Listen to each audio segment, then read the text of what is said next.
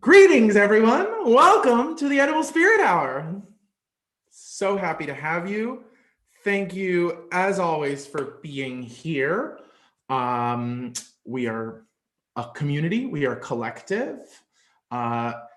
In this body, at this time, is your host, Edible Spirit, which includes Michael Dimitrovich and all of the Edible Spirit Collective, the spirit guides, ancestors, angels, archangels, saints, orishas, nature spirits, elementals, and you, because you're a part of the Edible Spirit Collective as well. We are so grateful to have you here tonight. Very excited for our guest this evening. Dear friend and beloved Anthony Carrigan is going to join us on the Edible Spirit Hour to talk about their healing process and healing practice, and to sit for an AuraPic and all those other wonderful, delicious things. But as you know, if you've been tuning in for a minute now, we like to begin the Edible Spirit Hour with what we call the F Me Update, which is a little combination of the edible and the spiritual. We take the temp of the spiritual climate, spiritual weather report, astrology typically, and then we also share something that we've been cooking, eating, preparing, making, deliciousness across the board. Really important to get to this F Me Update astrologically, because this is a moment of pause that we're in, y'all. The sun is in Sagittarius, so we are no longer in Scorpio season. And, you know, Mikey is a Scorpio and had a birthday on the 18th. And it was cute. And we're very grateful to be alive and breathing and working and healing at this time. So couldn't do it without you. So thank you for literally giving me life. Meanwhile, let's see. The sun entered Sagittarius on November 21st. So as of yesterday. So that's one thing. But more importantly, it's a big shift that we're going through. From a lot of energy in the signs of Aries and Capricorn, right? Pluto, Saturn, Jupiter, all this stuff. We are now in this like little bit of a lull where there's not too much excitingness happening until we get into December. There's little things that we'll talk about as we come up to them, but just want you to know this is a weird moment of pause before we get into, on December 18th, Saturn enters Aquarius. December 17th, Saturn enters Aquarius. On December 18th, Jupiter enters Aquarius. This means both of these planets, Saturn is the planet of learning and lessons and problems and struggles and order and structure and, you know, grandparents, right? Patriarchy, right? Yeah. And it's the old god, right? Okay. And then Jupiter enters Aquarius on the 18th. Jupiter, the planet of expansion and awakening and illumination and spirituality and higher learning and all this stuff. These two planets going from a dense earthy sign, Capricorn, cardinal Earth, but like very active Earth. So like, I was just about to start talking shit about Capricorns, but Anthony, who's coming on tonight, is one of my favorite Capricorns. But Capricorn is a really intense sign because it's very serious, very heavy, and yet a cardinal sign, very active. So just super intense, super dense, hard lessons in Capricorn about structure and patriarchy and all this stuff. Aquarius, the dawning of the age of Aquarius, an air sign, so opposite element of Earth.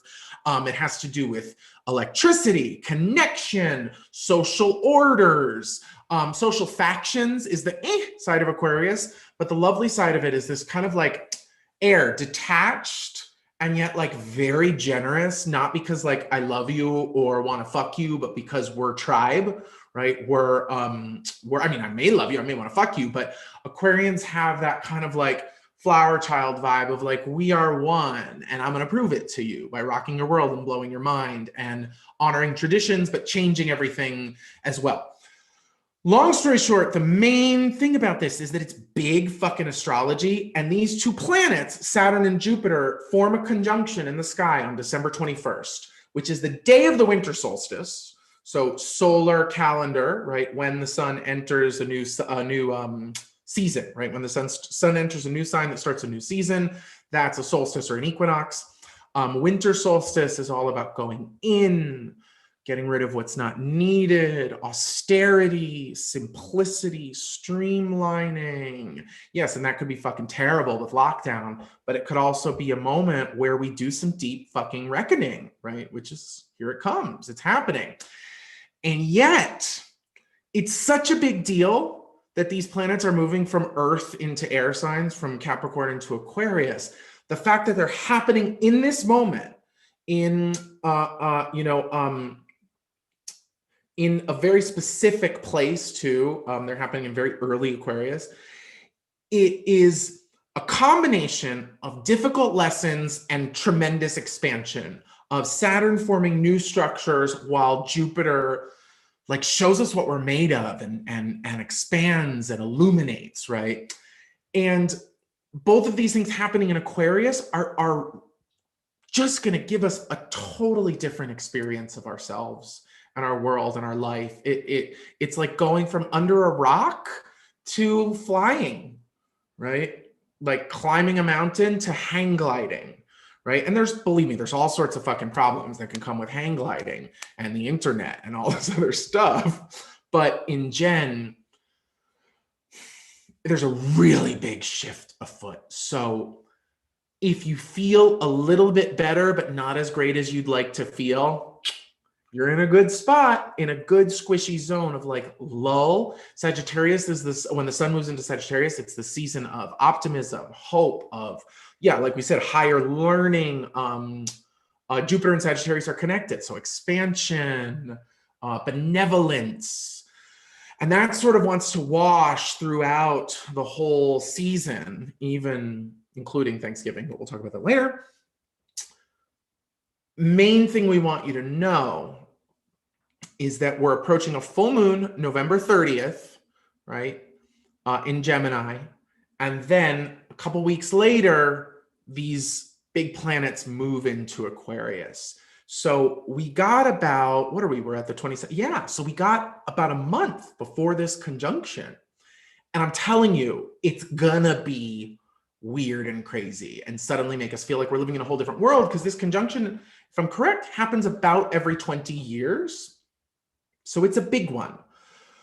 So I would just say, practice some time being grateful about what you've struggled with and learned and faced even before Thanksgiving. And don't be grateful about what you're grateful for. Be grateful about what's fucking sucked and what you've learned from it.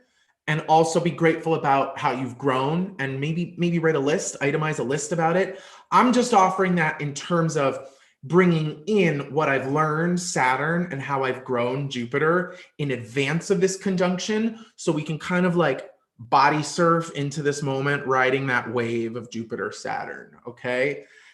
That's your astrological F Me update. Now we're going to share with you something very exciting, which is a recipe that we've been talking about. P.S. We got all our shit today. So we have our stuff arrived from LA, have had no belongings for more than a year and a half, about a year and a half. No belongings other than what I could fit in my car. It's very interesting to have stuff again that has not been sort of acquired along the way or gifted by grace. Very interesting. I'm sure we'll talk about that at another moment. But we've been promising you that we're going to be bringing you more delicious food content. We're experimenting with the TikTok, and we're experimenting with, right now we're a little more comfortable with reels. So we're going to show you this reel, Henny, of this reel of a wonderful recipe that we made. Okay. You see it? Oh, yeah. Oh, there we go.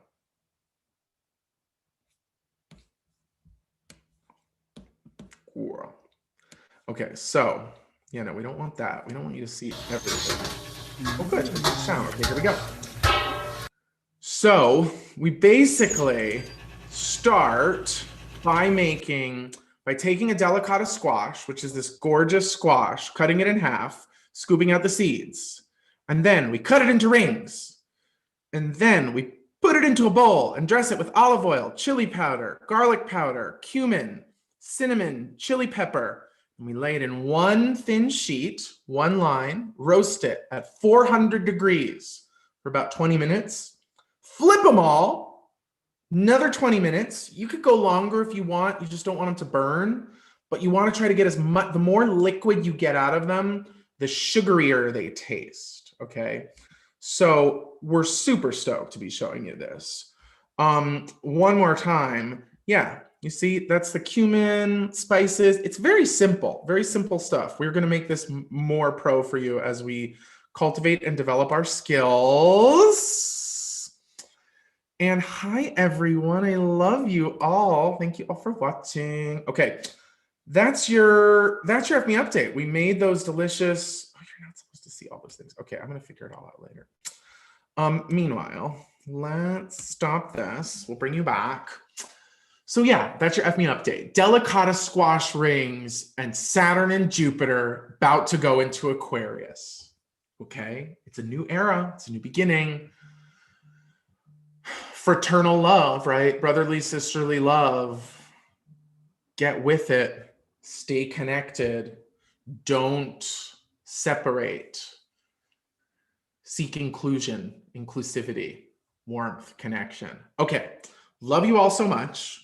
We are now going to bring our buddy in, special guest for today, the beautiful, the benevolent, the glorious Anthony Carrigan. Hi. Hi, mister. Hi. Welcome to the Edible Spirit Hour. Thank you. It's so wonderful to be here, my friend. I love you so much. I love you. We would probably be, like cuddle puddling, shacked up somewhere right now, avoiding the maddening crowds. But you are on the West Coast, and I am on the East. Yep, such is life, you know, and life, these circumstances are probably going to be this way for a little bit longer. So, you know, we just need to sit tight, keep on Zooming, keep on, you know, sending each other love from afar and staying safe. You know, that's the name of the game. Well, and the beautiful thing, you know, we were just talking about Aquarius and Saturn and Jupiter. Aquarius is the sign of connectivity, right? Connection and the internet and digitalia and like all this stuff. And, you know, I think it's a great example when we talk about the metaphysical side of Aquarius, that yes, it's the internet, but I mean, that it's electronic technology, which can be very powerful. And we can use the connectivity and the connection to Zoom from across the fucking world and stream healing, delicious content for all of the children and grownups. Or we can use that connectivity to form factions and tribalism and to pit ourselves against each other. It's like one of the best parts of Aquarius is I love you and I don't know why. One of the worst parts of Aquarius is like, I hate you for all the reasons that all these other people around me hate you. You know, so, totally, yeah. So you can sort of feel that in the air, right? Definitely. Okay, so we love to ask our guests as soon as we get them in the seat, how are you healing? And we look at this as a sort of a two-part question. Primarily, you know, I want to know, how are you healing? But you know, I'm going to ask you this question differently today. What's been stressing you out, and what the fuck are you doing about it? Wow, these are great questions. What's been stressing me out? I mean, I think the kind of weight of everything over the last 4 years, you know, I think, I don't know about everyone else, but you know, it's been rugged, and it's a weird stage that we're in, because now that, Trump has been voted out of office, it's almost like, there's like a delayed kind of like, you let yourself feel all of these emotions because you've almost been in like fight or flight mode, for these 4 years. So it's weird that like there's been a relief, but then in that relief floods in all of this kind of like, oh my God, like what's been happening and what's been happening to our bodies, and how have we been holding this stress, and a big thing for me and for my healing practice really has been, I guess if you were to kind of simplify it, it's like self-parenting, right?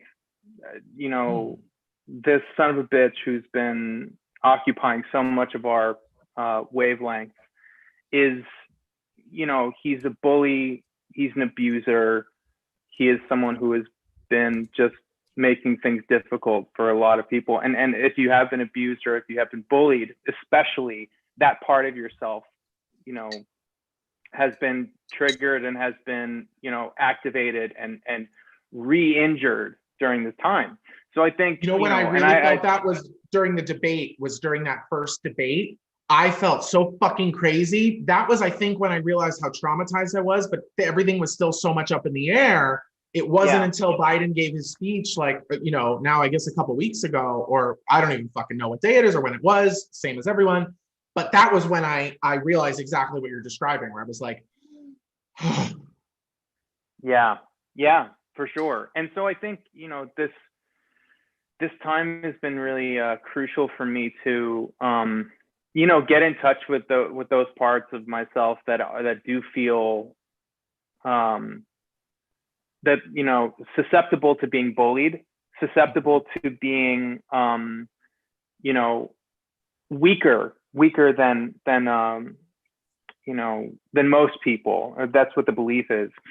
And ultimately kind of just connecting with that part, and trying to kind of have a conversation, have a dialogue, and fortify that self.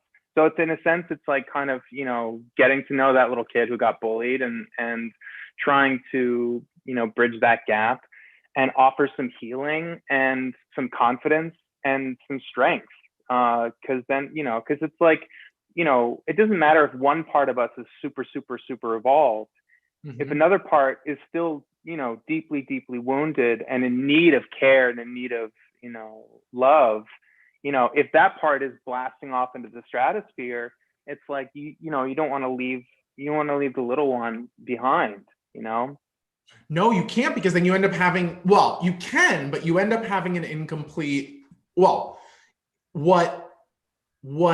could be an incomplete experience because you've left this part behind. I love what you're saying though, because so that it's almost like whatever it is from the intensity of the last 4 years triggers or causes this feeling of weakness or less than, or re-triggers maybe bullying experience that you've had or experience that you've had with abusers.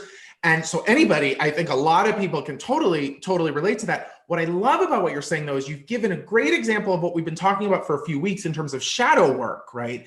And Mercury retrograde in Scorpio, Mercury is now direct in Scorpio, but it's unpacking itself. But it's such a beautiful example of, you are both that kid who feels bullied or scared or feels like he's still being bullied, but you're also this gorgeous grown man, right? Who maybe has the ability now to sit down with that kid and look into that scary, shadowy, dark place where maybe even still, as a big, powerful, strong person, you still feel the fear. I just think that's such a great example of what we've been saying for weeks about look into the darkness, look into the fear, then love on that fucking darkness hard.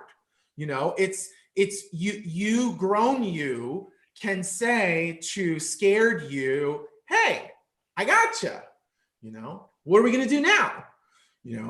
Exactly. And then also you listen, because like that part of yourself will have an answer, and actually after kind of doing that kind of work, whether it's meditative work or work with my therapist or whatever it may be, I'll usually ask myself, this part of myself that feels like it's still wounded or feels like it's not worthy enough, I'm like, what do you want to eat? What do you want tonight? I'm going to treat you, and it's usually, and that's what I'll get, I think it's important that people know this, that it can be that easy, and that what you're speaking into this space is that it is as easy as dialoguing and starting a conversation. We moved into a new house. There's a local witch who we went and visited her the other day, and we didn't fully discuss, my work or, how what my life is like. But she said something really sweet. She was like, "Did you sit and have a cup of tea with the spirits in the house?" And I was like, in my way, I suppose I did, but I love how easy that makes it. And I think it's important for people to know that if you want to do inner child work, yeah, you can read a book. If you want to do inner parenting work, you can get serious with yourself, or you can just allow these kind of different parts of yourself to dialogue. I got a reading ages ago where the person said to me, you need to ask your inner child, just like you said, ask your inner child every morning, what do they need? Check in with them, right? And then give them what they need. And sometimes I had to go do something, but sometimes I just had to give them a flower or hold them or, so I just think it's important that people know, yes, practices are very important, but building a relationship with these parts of yourself, makes it possible for you to then move forward, or like you said, shoot up off through the roof without feeling like you've left a piece of yourself behind. Right. And usually it's, it's sometimes we can kind of grow into this place where we think that part is actually holding us back from shooting off into the stratosphere. We think that weaker or wounded part is the thing that is troubling us, that is kind of getting in our way from attaining, all that we can be. And it's so not the truth. I mean, the truth is that that part is actually, there's so much wisdom in that part. There's so much sensitivity and so much vulnerability and so much creativity that can kind of, that comes from that part. And so it's really beautiful to kind of, when you actually do start listening to that part, if you're at an impasse where you can't decide what to do, should I go left or should I go right? You can ask that part. You'd be like, which way do you want to go? I think it's a wonderful, wonderful way to kind of just, be inclusive to these parts of ourselves that have at different points of our lives for different reasons and because of different traumas, they've splintered off.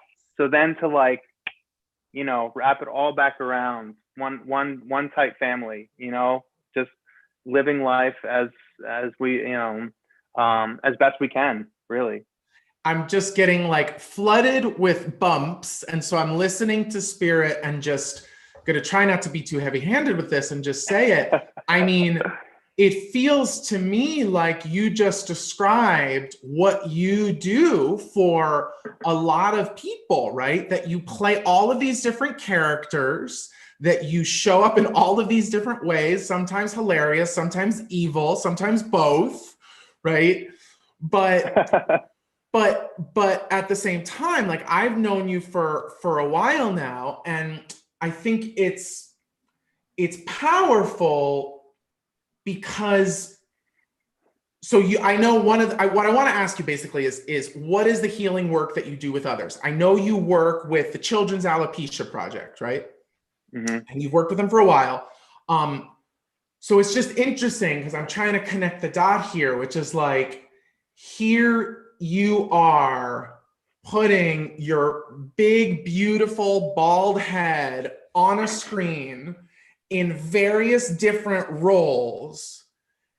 And in a way, I'm just getting this vibe that you playing all the parts that you do, literally with your face, looking and feeling and being as you are, could be for someone with alopecia who sees you, right, could be an opportunity for them to feel like they're not left behind, or if they've ever felt like their alopecia or how they look or how they feel prevents them from getting what they want or feeling how they want or doing what they want.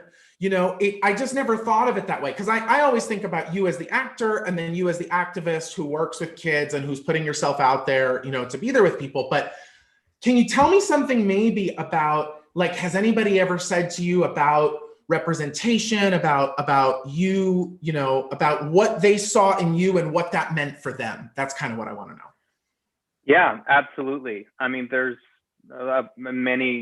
many times that's happened to me where people have reached out and they've just said, like, hey, I just, I think it's so cool that I can kind of look on the screen and just see someone normalizing this look, making it kind of like acceptable. Because I think, depending on where someone is at with their alopecia or whatever body image issue they might have with themselves, like there's something really tangible to just, seeing that it isn't this shameful thing that you hold within yourself, that it actually can be something great. And I think that's what I try to kind of like convey to people, to like these little alopecians who, honestly, I mean, it's a weird identity thing. When your hair starts to fall out, you feel very discombobulated. You start asking yourself, well, wait, who am I? Because I know who I was once I had hair, but now everyone's literally looking at me like I'm a different person. What do I do with that? And also you feel shame, because a lot of the time, I mean, hopefully parents will be great, but a lot of, some of the time they're not. Other kids or bullies or whoever it may be, they don't make it easy, for kids to accept themselves. And so, what I try to do and what I try to teach them is that, like, hey, okay, you might not know this right now.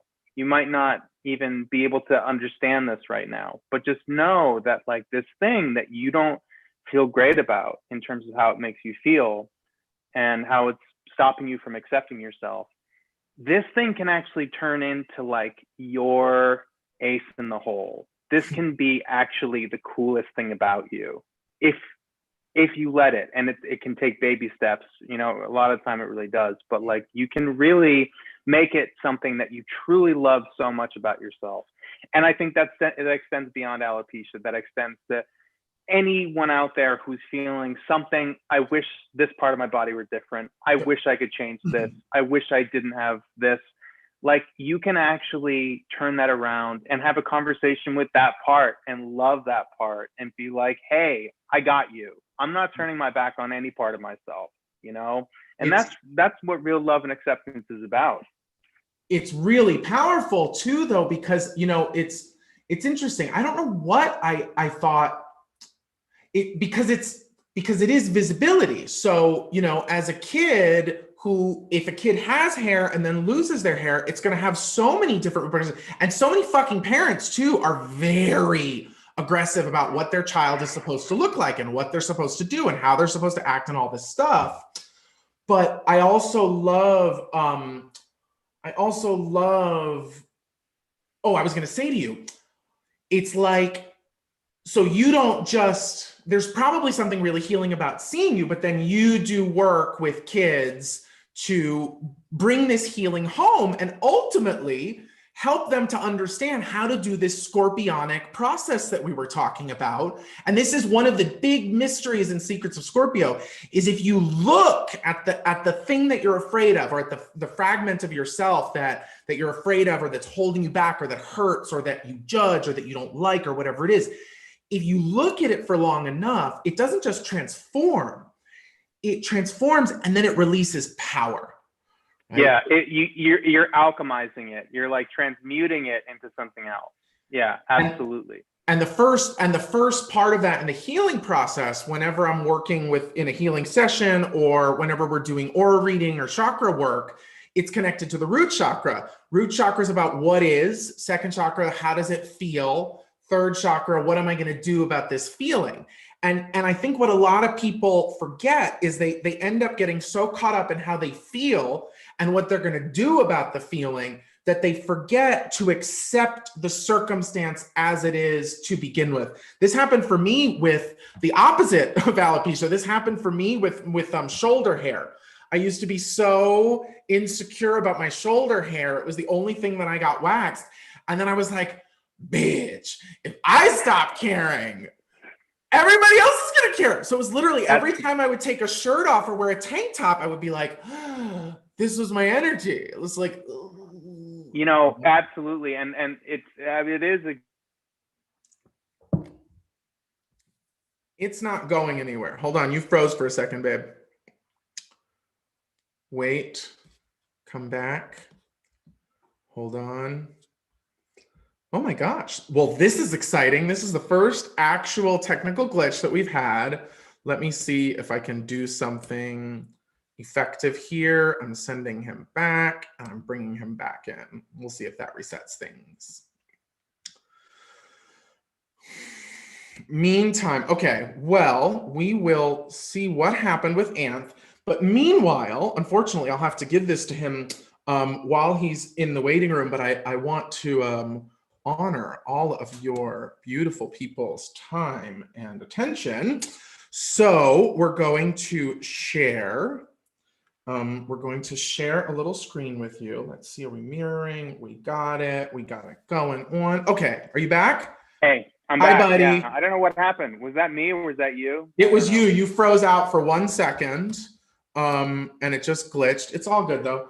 Okay, so I can't remember what, but I'm actually about to dive into your AuraPic. Do you remember what you were saying or what you were in the middle of saying? Let's see. Yeah, I think so. Oh yeah, that's what I was gonna say, because you were talking about, you know, feeling insecure about taking your shirt off. That's right.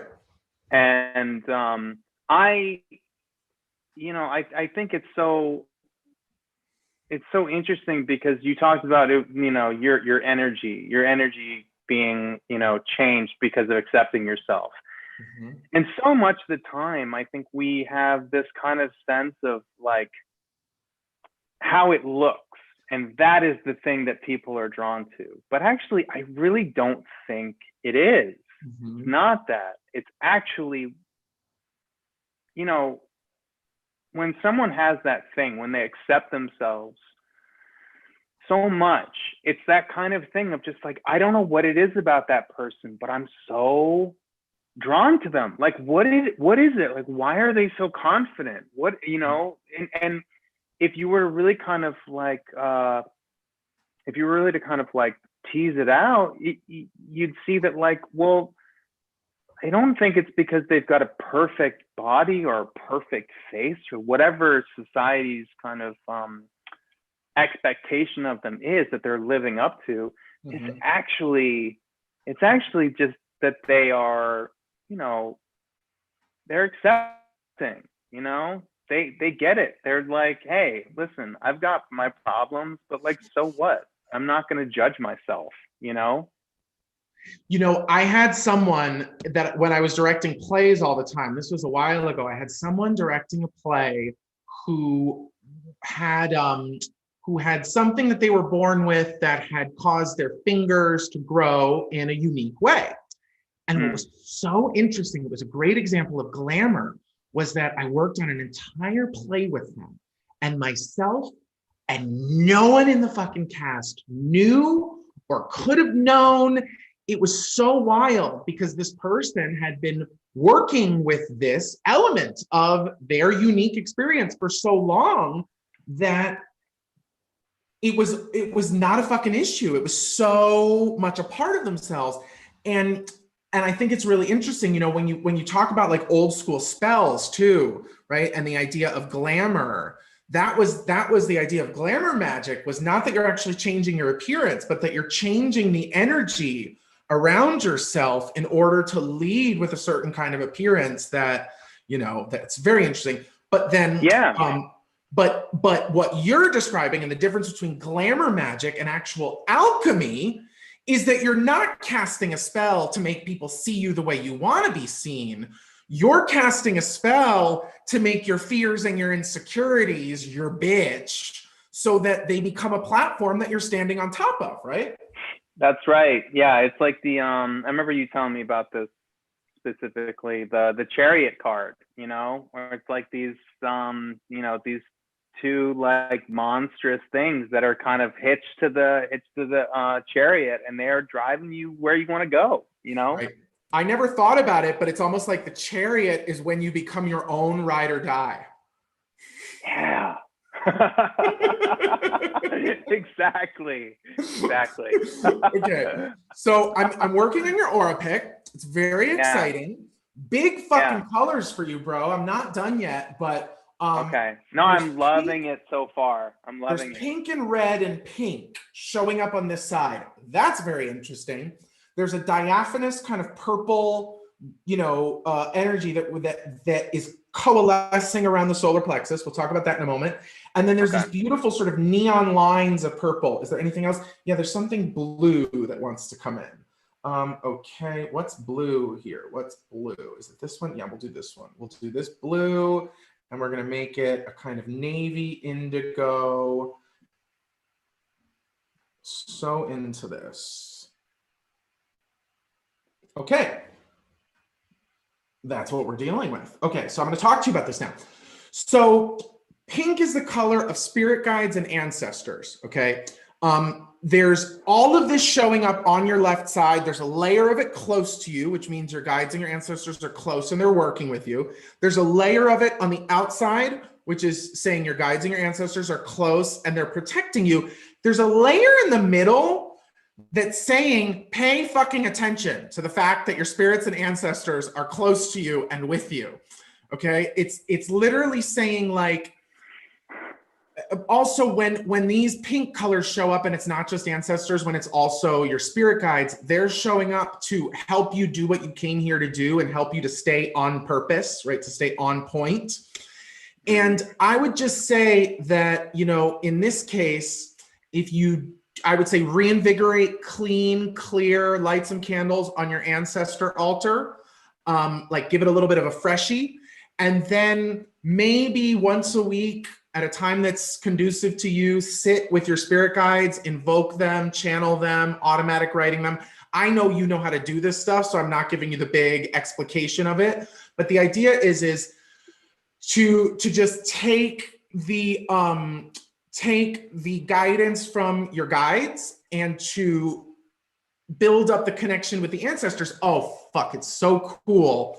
Because this here is exactly what we were talking about, which is like, at the very beginning, it's like, you don't necessarily have to do an incredible practice in order to connect with your inner child. You just got to build up the relationship with the guides and with the ancestors. And I think that's why the red usually shows up when it's like, do this low key or else. So I got to be honest with you that the red here is a very high stakes situation. And it just sort of says, for me, I love this. It's like, if you're honoring your ancestors and listening to your guides, then you kind of don't have to have an ego. It's like, you just have to make the ancestors proud and go where your guides are telling you to go. It's not so dire.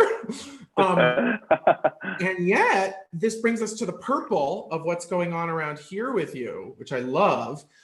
This is the purple, all of this stuff. Mm-hmm. The more diaphanous part of it is saying that your sense of self, your sense of power, the way you make decisions, the way you choose to do things is changing. Okay, and it's changing very dramatically. And this is, sorry, just my computer's about to die, so I've got to plug it in. Saying that this is a streamlining process that a lot of people have gone through since the beginning of quarantine, where we just choose to do things differently. And I would say that this is kind of another layer of that. I don't think this is connected to the beginning of quarantine. I think this is connected to whatever happened in the downbeat. Now there's like a new way of choosing and emerging into the world. And there was a big thing for Capricorns in the Edible Spirit Foodie Scopes on the 15th that was all about, even if you're quarantining, you still need to interface with your social connections, right? Aquarius, 11th house. And this is really saying that kind of change is afoot, right? That the way you meet the world is changing. And I would say honor the ancestors and the guides in making those changes, but then the blue above your head and over here on your right hand foot It says, think about who your teachers are. Think about who you look up to. Think about who inspired you. Even to some extent, think about who's in your lineage. So whether that's in your performative lineage, your and not necessarily ancestral lineage. We're talking more spiritual lineage, creative lineage. So we're talking performers, directors, actors that you love, that you honor and look up to, as well as activists that you look up to, even theoretically Alopecians that you look up to, right? That I remember that guy on Ninja Warrior. Wasn't there a guy on Ninja Warrior that was an Alopecian? Kevin Bull. So cool. I remember him from back in the day when I was a fan of Ninja Warrior. I was like, fuck yes. So the idea here is that as you move out into the world, you want to honor your teachers and those in your lineage that have come before you, so that you remember that you're like them, so that you don't have to reinvent the wheel. So now we got your ancestors, your spirit guides, and your spiritual lineage. So what I feel sort of in this and behind and around all of this is that there's nothing to prove, but there's a lot to live up to. Which is fine, honestly. Like, that there's a big difference there between, living up to something and proving, because it's like once you kind of realize what your potential is, you're like, oh, yeah, okay. But like proving yourself is exhausting. It's exhausting. Well, but also, I think you were describing this in what you were saying to us, but like, so you experienced bullying as a kid, and you experienced people messing with you and stuff that happened to you?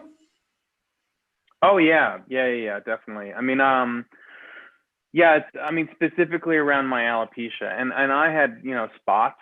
So it was like, you'd think that I had a full head of hair, and then the wind would blow and it would just, I'd be exposed. And as soon as I was exposed, it was like energetically, I was like, I would just seize up. And that was really hard. I mean, I also got teased and, even got beat up by a few kids. But this is my point. You're not being teased anymore. You're not being beat up anymore. And what I just want to share that with anybody who's watching this too is like, if you've been conquering your demons for a really long fucking time, and then they come up again and make you feel insecure, or you get triggered by an asshole screaming at you on television, or whatever it is that causes, like you said, whatever wind blows that makes you energetically seize, that can make a person feel like, oh, fuck, I didn't do my work. I'm a waste of space. I should be farther along. Or you can see it as information that you factor into your experience and then use it as another round of shadow work to be like, oh, wow, there was one more little corner that I didn't shine the light in. And now that I shine the light in there, I face the fear and now I have new power. So, I just think it's important for people to remember that we don't, just because we have to deal with something again, doesn't mean we didn't deal with it the first time. Yeah, and it's also it's a good opportunity to track it and to be like, okay, like, how is this time different from the last? Like, what is it that, what was the quality of it? You can become curious about it as it happens. And that curiosity is something that's important because, like, you're, as opposed to just being, initially when it happened when you were a child or whenever it happened, where you just completely seized up. This time, there's a little bit of space. There's a little bit of space, and you keep on creating more and more space just to look at it, to be curious about it, to be like, okay, cool. Like, what, wow, where am I holding that in my body?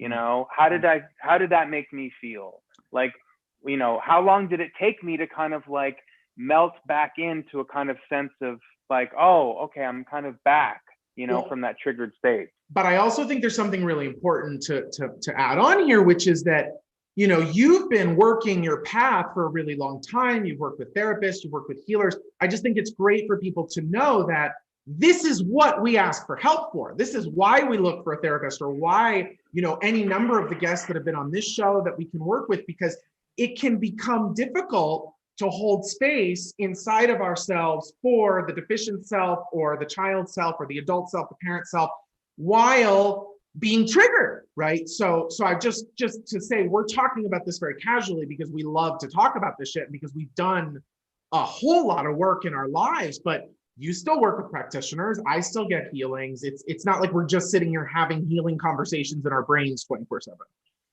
No, and in fact, it's really difficult to do what we're talking about just on your own, especially if you feel triggered, especially if like those emotions pop up. Don't shame yourself for like, don't add that on and be like, I'm feeling this right now, but I should be able to overcome this. I should, but I can't. Right. It's like, no, you know, I mean, having someone else kind of hold space for you, whether it's a therapist or an energy worker or a healer, is so important, because what they can do is they can literally just be there with you and mirror your experience and help guide you and help you see, you know, this terrain, and help you see the kind of geography and topography of it. And then you start to kind of get the hang of it, and you're like, oh, wow, okay, I can kind of start to, you know, I can kind of find my way from here to here. And I didn't used to be able to do that, you know? I also low-key think it's the sign of a great healer, and one that you can trust is one who works with you to facilitate your healing, and then is honest about like, don't come back to me. Like, do some of this on your own and then come back to me, you know, because I don't, instead of building up a dependency on a healer. So I want to bring in a Zoomer. We have a caller that wants to come in and ask, either get a reading, ask a question, we'll find out. We're just going to bring them in, and then we're going to talk about some yumminess. Okay, let's see. Oh my gosh, I know this person, so I'm very excited. Hello! Oh, bring them in, and then we're going to talk about some yumminess. Hi, Echo! This person, so I'm very excited. Okay. All right, close your YouTube. Stay with us here. We'll finish it out in the end. Hi, Angel! all right, let me just, now I'm all nervous and I gotta like make sure my audio's good. No, your audio's golden. And I'm not on mute, and my lighting's terrible because this room has really awesome natural light, but it's pitch black out. You're perfect. You're perfect. Welcome to the Edible Spirit Hour. I'm so happy to see you. Oh my God. Do you have a question? Do you want a reading? What are you here for today? Why have you zoomed in? What are we talking about? Well, I'm coming in here with like no like preconceived expectations, because this is sort of brand new territory for me. So I didn't want to come in here with a plan. Good. And I purposely was like, you know, not researching anything. Good. So I don't actually know, but Mike and I go like way back. And I don't want to tell you how long back, but anyway, I don't know. I'm looking at Anthony Carrigan and now I can't concentrate. Oh, it's so I don't know. That's fine. I don't need to be associated with concentration at all. Concentration is totally overrated. Just let it go. Well, no, and then you've been on my radar for quite a while because I have alopecia actually. It's kind of weird to like say it out loud because I draw my eyebrows on and I wear, you know, fake hair and all this stuff. So I hide it from the majority of the world. And so, you know, I've seen you in lots of things, and I'm like always like following, you know, your career, and, you know, we would watch Barry like week to week to week. And it was just amazing. And it was like, well, if this guy ever gets killed off the show, like I'm not watching it anymore because this is like, so tell Bill Hader that. Tell Bill Hader that. Oh yeah. You tell Bill Hader that I said that, because I don't know. I'm sending him this link. I'm gonna send it to him. So I just, you know, everyone is, you know, people that are very close to me that do know my situation, or, you know, they're always like, oh, did you see that guy? He's got alopecia, and, you know, and it's always like, oh, you know, the thing to talk to me about, because that's, you know, something that they know about me. And, you know, they relate it to me like we're in this club of, having this. And, it's when you were talking earlier, I had a very emotional response, and I'm like, oh God, I'm going to be a blubbering idiot, like talking to you. But I just think that you were super amazingly talented, and seeing you on the screen is like so important for me. I'm a crier. I'm really sorry. I'm a crier. You don't ever have to apologize for crying, ever to anyone. This means so much to me. I'm gonna smear my eyebrows off, and I did them so good today. They look They do great, look great. but They if there look were great. ever a place to smear them off, this would be the place to do it. So don't you worry. And I want to say two things to you, Echo. One is, this is a dream come true for me, because in the middle of this Aquarian age, all I'm trying to do here is use my gifts to connect people and bring healing and bring connection, bring all this stuff. But one of the weird things that I've done in the last couple of years is to make healing public and to create these weird spaces where people come on and talk about things that they don't usually want to talk about. So you simply cannot underestimate the power of you sharing your story in a space like this, in any space, really, truly. And I want to give you two reads really quick. Anth, do you have anything you want to say to Echo before I dive into a reading? I mean, yeah, that's like, just to keep it brief, like I reiterate what Michael and EdibleSpirit just said, that's huge. Like, you coming here and just opening up and talking about this is huge. And it's so wonderful and so beautiful. And I see you and I appreciate you. And whatever your path has been, I'm sure it's been a lot, but you hold yourself with such grace and such beauty. And I'm not worried about you. You know what I mean? Like, I'm really not. Like, I really like anything I can do as well. I don't know what what stage you're at with in terms of like how you're feeling about it, but just as a resource, I'm here for you.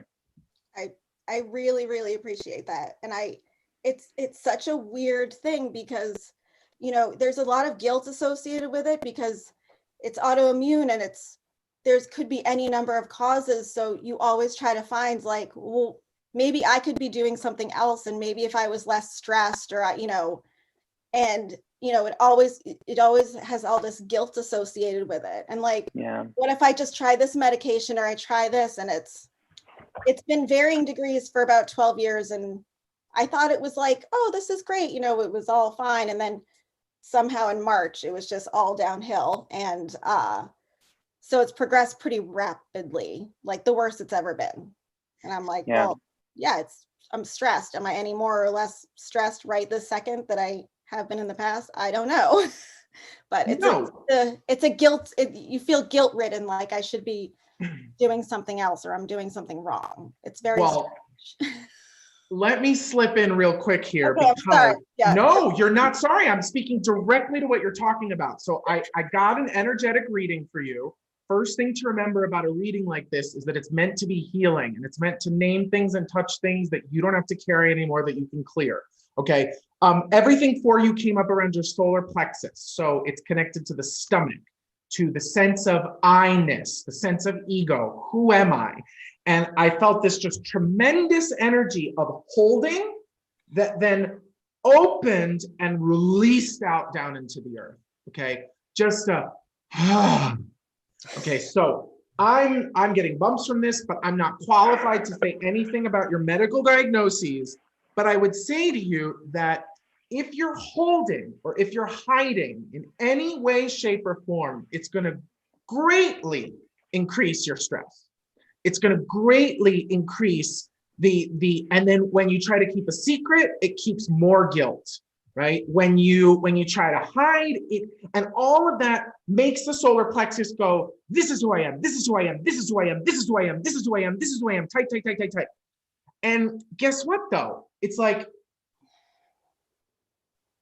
we can say like, let go of something, don't be stressed, do all of that shit. But that's really fucking hard to do, to just let go or to not think about something. So I always try to think about picking something else up instead of letting something go.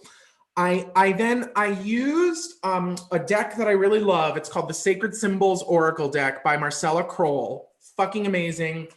She gives incredible readings, but I just pulled 3 cards randomly just to see what they were. And the first one that came up was power, which is connected to the solar plexus, connected to the center of power. So all I would say to you is you want to, ooh, and my solar plexus starts shaking. I would say to you, you want to start using affirmations on the regular of I am brave, I am powerful, I am centered, I am focused, I am strong, I am fearless. All of these things that just have to do with confidence. And Anth was talking about it earlier about insecurity and how you look and how you feel. I had a yoga teacher who said, if you don't like your thigh, if you hate your thighs, lie to them every day until they believe you. Just lie to them. And there's a beautiful thing here that's in terms of affirmations. When you're working with an affirmation, if you don't believe it, say it until you believe it. And you don't get to stop until you believe it.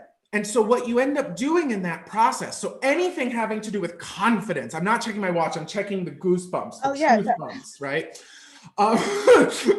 Anything that makes you feel powerful, centered, brave, strong, clear. Typically, all of these like mask, Martian, aggressive, forward-moving kind of energies, just fuck with those for a little while. See how they make you feel. But the important thing is not just to say it once, but to say it until you feel that energetic shift in your body take over. And then that's enough.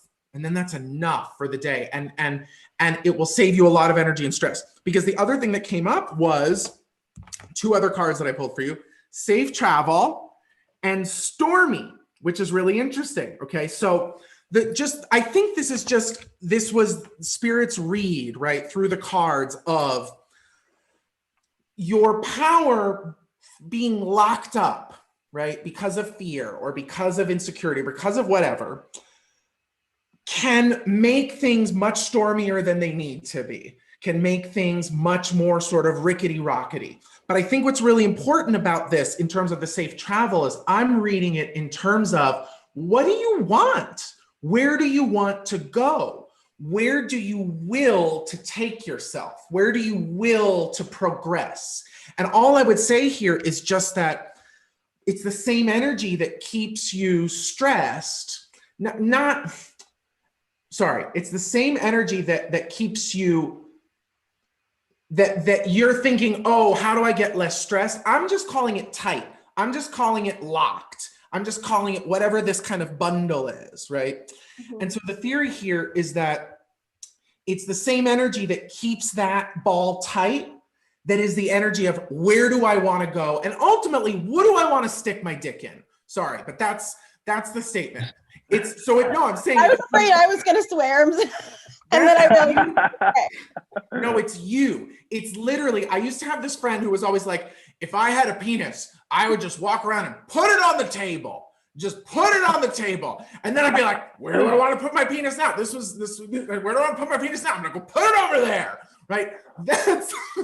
That's the Mars energy that we're talking about. That's the solar plexus energy. Who am I? What do I want? How am I going to go get it? So all I'm saying to you is you want to use those kinds of affirmations to give yourself a sense of, I can do this. So maybe today you just want to walk across the fucking house. Maybe you want to go for, a stroll somewhere.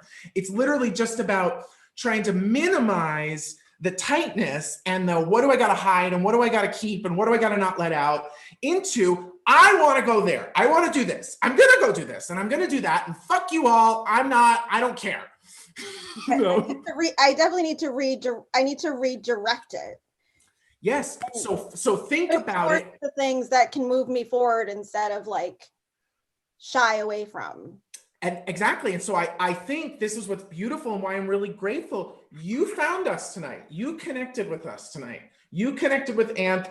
Anth sees you. I see you. We see you. So you just cleared like a whole lot of energy, right? A whole lot of restriction by just opening it up in this bizarre Aquarian digital format, right? So be kind to yourself from this point on, and maybe tomorrow when you say, I am very fucking brave, you'll believe it in like the first or second time. You know?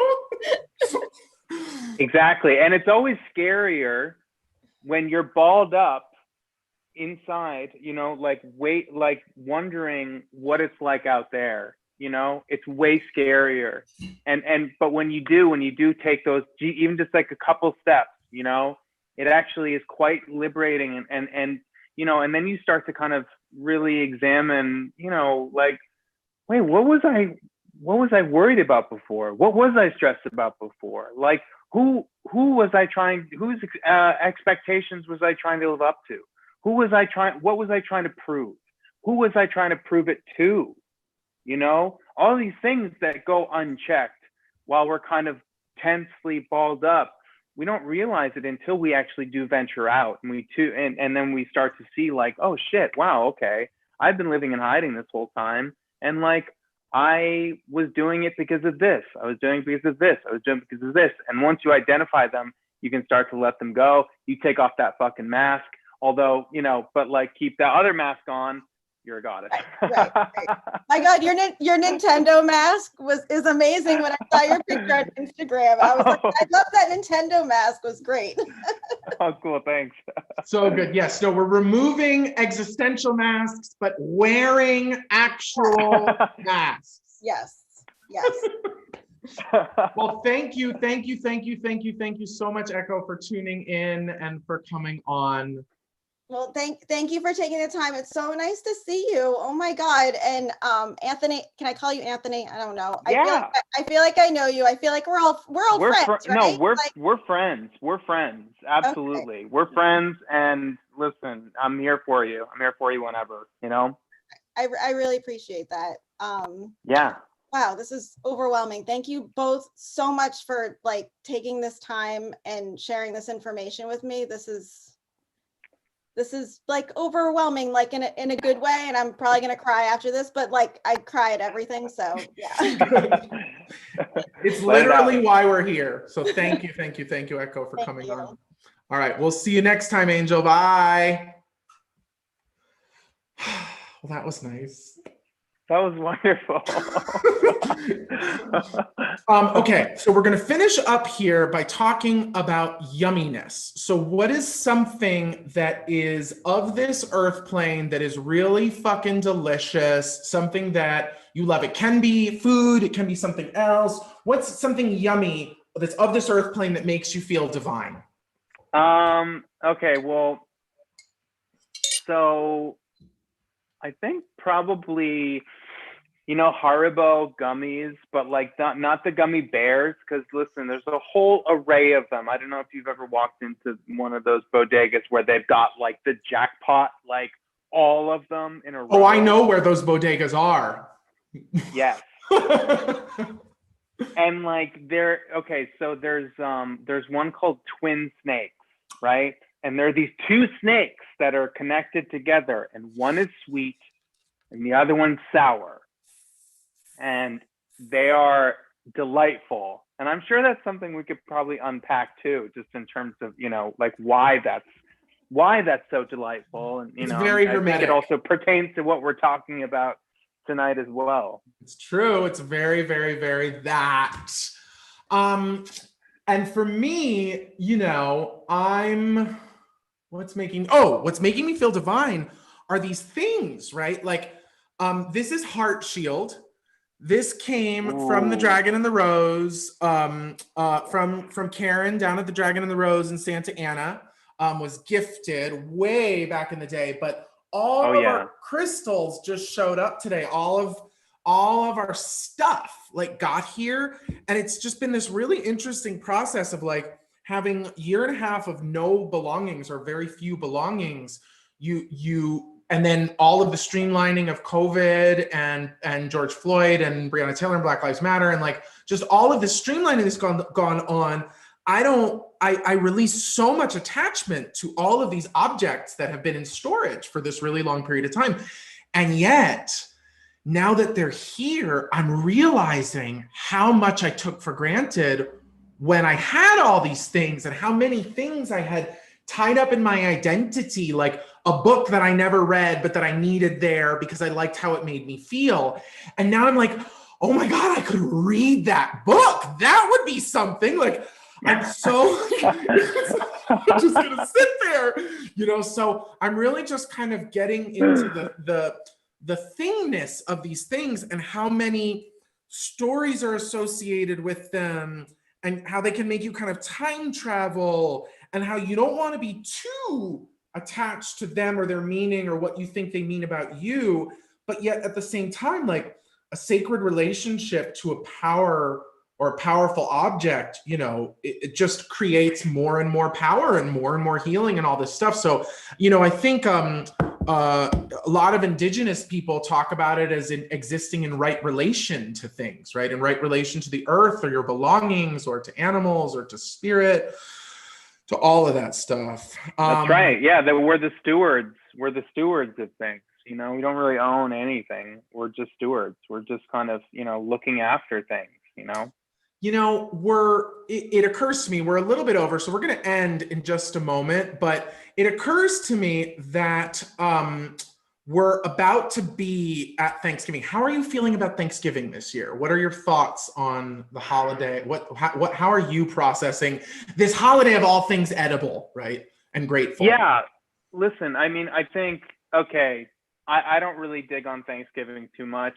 Having grown up in Massachusetts, and like in elementary school, having dressed up in like tri-corner hats, and like, you know, kids cutting out like feathers and wearing like construction paper headdresses, and, you know, and learning a fabrication of history.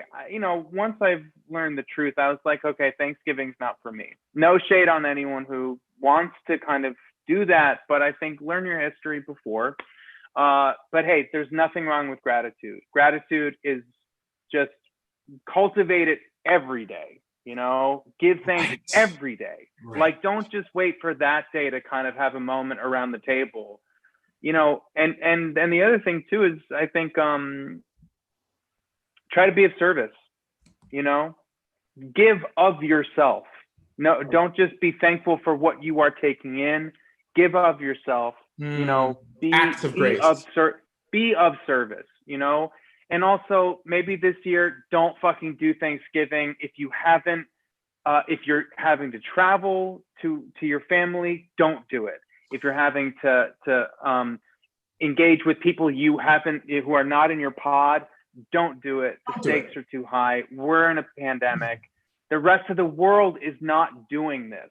We are in our own little fucked up bubble, and we're doing weird shit, and it's so not okay because a lot of people are dying. It's so weird when you think about it like that. Like, literally no non-Americans are going to be celebrating Thanksgiving this year. No, it's not an issue for the rest of the world. The rest of the world is looking on, being like, "What the fuck are they?" They're just like, they're watching this horror movie, and you know, we need to hit the pause button on it. You know, we need to be of service to each other by not putting our fucking each other's lives at risk.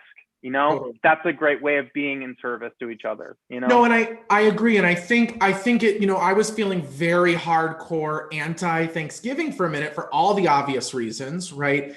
And then it occurred to me that, you know, I have a weird relationship with it, having grown up in the restaurant business, but at the same time, it occurs to me that like flipping a table and trying to cancel something is just going to increase polarization. And I'm all for reworking, reappropriating, reclaiming, repurposing. Yeah, totally. Two things. Well, first of all, I'm going to post this link.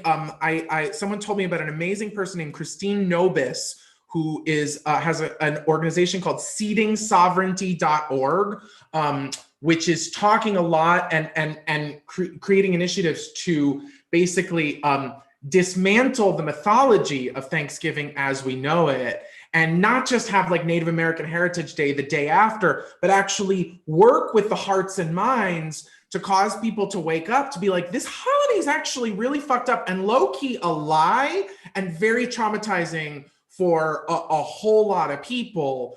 So why don't we, dismantle those mythologies or retell this story, and one way that I'm going to do it this year is being very clear that this new space that I live in is Haudenosaunee territory. So I believe it was the Mohawk tribe that was closest to where I physically am, because the Mohawk Valley is like really close to here. But I think like both honoring where you are, honoring the food and the traditions of the indigenous people of wherever you find yourself. And I love what you said too. I feel very strongly about that. Like, don't make gratitude a temporary fix. Like, don't make it one day a year, because then all the other days of the year, you're going to be like, I deserve everything, and I'll wait until this other time to be grateful. But and it's not about just what you've received, and it's not just about the things that you have. In fact, a really huge thing in Native American culture is called giveaway, where you give away basically what you have, because you don't own the things that you have. They don't belong to you, and it's a good reminder to kind of keep that in check. Fully. So I'm going to give some stuff away this year. Anthony, I'm giving my heart to you. I love you so much. This was a really beautiful experience. I love you too. Oh, this is so wonderful. Thank you for having me on. And thank you for tuning in, listening, all of you. And Echo, thank you for coming in and saying hi. Thanks, Echo. All right, my friend. Well, you be well. You take good care. I will be chatting with you on the flip side. And in the meantime, let's just play ourselves out, shall we? Okay, let's see. Hold on. I'm going to just play ourselves out. We're going to get this little guy up there, and we're going to just say goodbye, everyone.